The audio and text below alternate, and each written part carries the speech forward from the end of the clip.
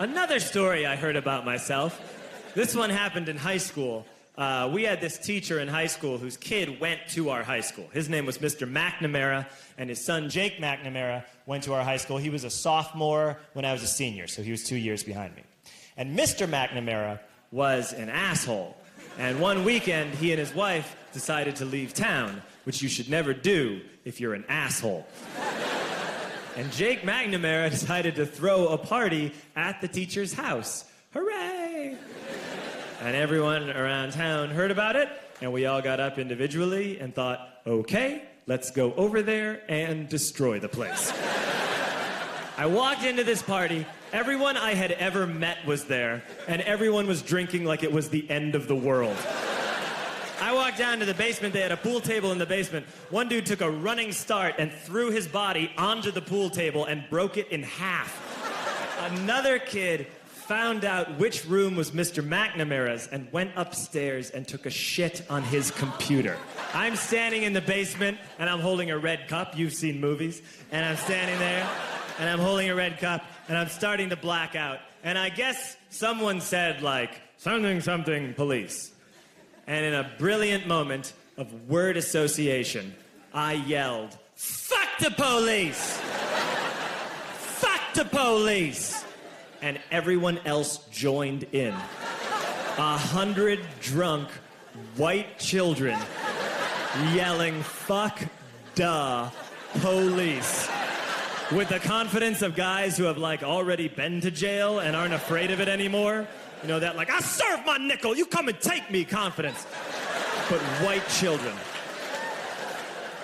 The reason someone had said something, something, police was because the police were there.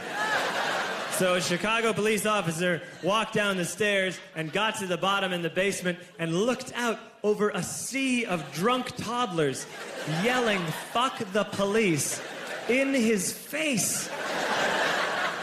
And he was almost impressed. He's like, wow. And then he leaned into his walkie-talkie and went, "Get the paddy wagon."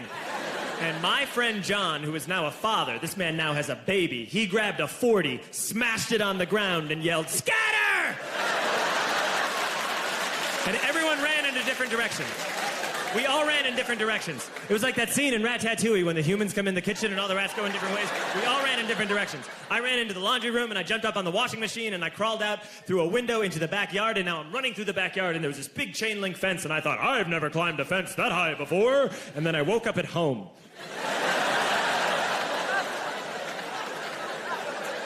On Monday, I went to school because that's what we did back then. And I'm walking into the school building, and who do I see but Jake McNamara? And he says to me, "Hey, were you at my party on Saturday?" And I said, "No." You know, like a liar. And he said, "Things got really out of hand. Someone broke the pool table. Someone took a shit on my dad's computer. But the worst thing," he says, "the worst thing is that someone stole these old antique photos of my grandmother, and my parents are freaking out about it." And I had that thought that only blackout drunks and Steve Urkel can have.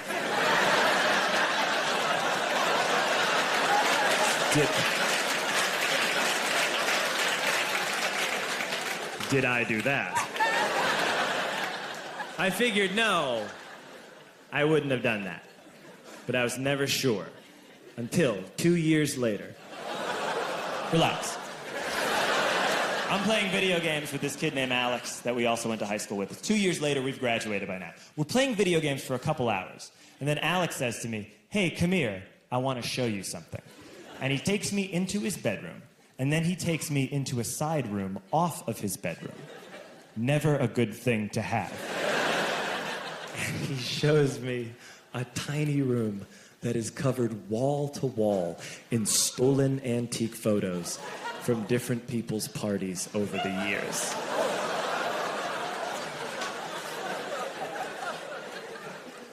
And I said, "Why? Why do you do this?" And Alex said, "Because it's the one thing you can't replace."